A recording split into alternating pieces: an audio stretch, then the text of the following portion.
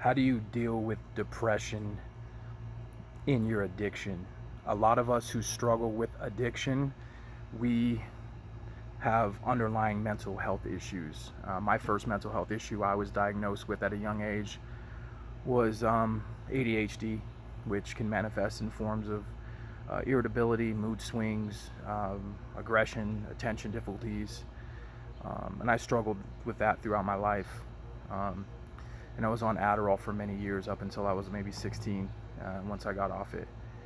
Um, but throughout my whole life, I've also struggled with mood swings in the form of possible bipolar disorder.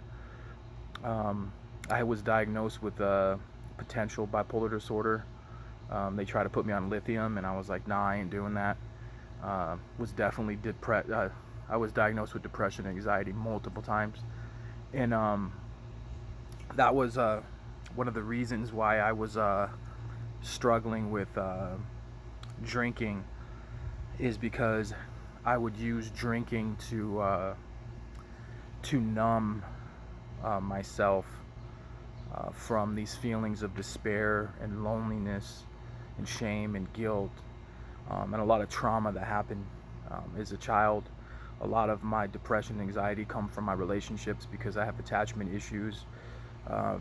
I did not come from a secure attachment, so I would always get in relationships with people where we would have these dysfunctional relationships, a lot of highs, a lot of lows.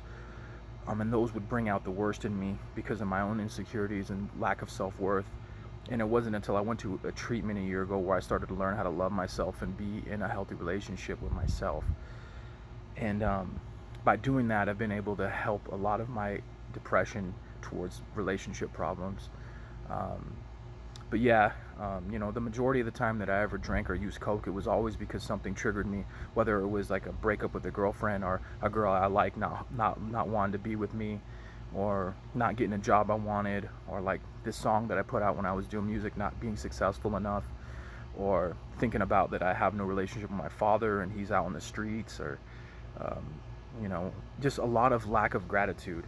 And I realized a lot of my issues, it was chemical, but it was also because of this old programming of how I used to think. And I've learned how to change my programming of my thinking, and now I don't look at things. A lot of us in addictions have a lot of cognitive distortions, and I learned that in treatment. And a lot of us look at things the wrong way, like black and white thinking, all or nothing thinking. Um, so you should look that up. And once you start to reframe these ways of thinking, you'll find that you're able to actually start to feel better. Another uh, way that I get myself out of depression is you gotta exercise. Even like today, I woke up and was feeling pretty depressed. Um, and I had to just get some coffee, talk to my friends, go to the store, get healthy meals, go work out. Now I feel good enough to make a video. Um, our brain's a tricky thing because it'll make us feel depressed in certain ways, because a lot of us with addiction have our brains, or the way, because of the trauma we went through, our brains don't produce the normal amount of dopamine and serotonin, so we have to manufacture it, or else we're going to use drugs.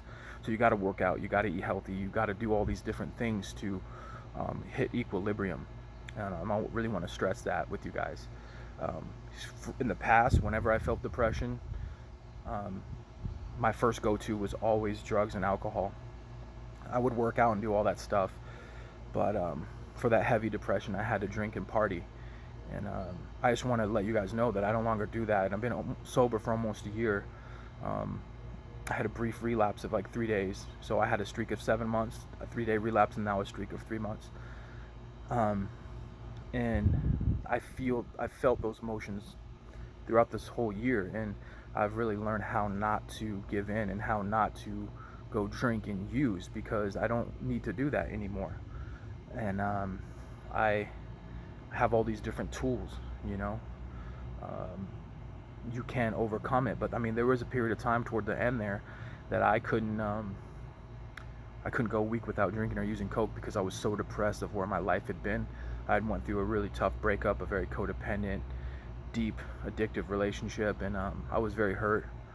Um, but mental illness runs deep in my family. My grandmother had she had manic depression. I seen a lot of crazy stuff from her.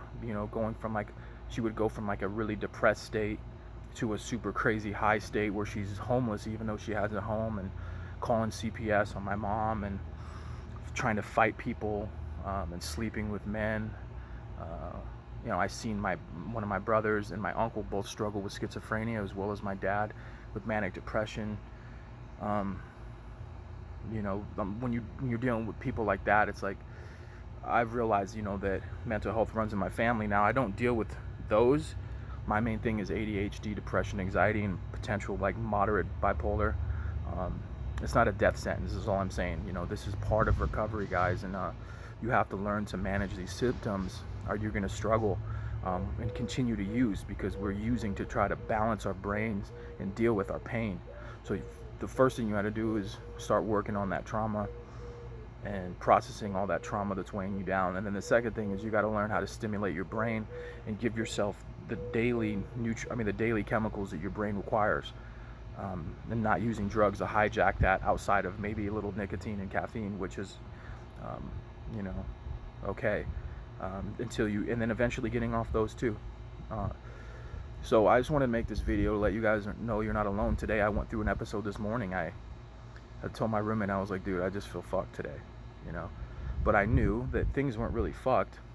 I just had to get out of my head, get a little gratitude, go work out, eat healthy, just try to get yourself out of it, and you get out of it. I was like, I don't want to make a video today. I'm not going to do nothing for me. And now look at me, I'm feeling pretty good. This is video just for anyone out there who's feeling alone. Maybe you're not in a relationship. Maybe you are in a relationship and you still feel alone. Like when I was in my last relationship, I still felt depressed and alone. And I'm just here to let you know you're not alone. And that's that inner child inside of us that needs work. That inner child that was neglected and didn't get the love that it needed.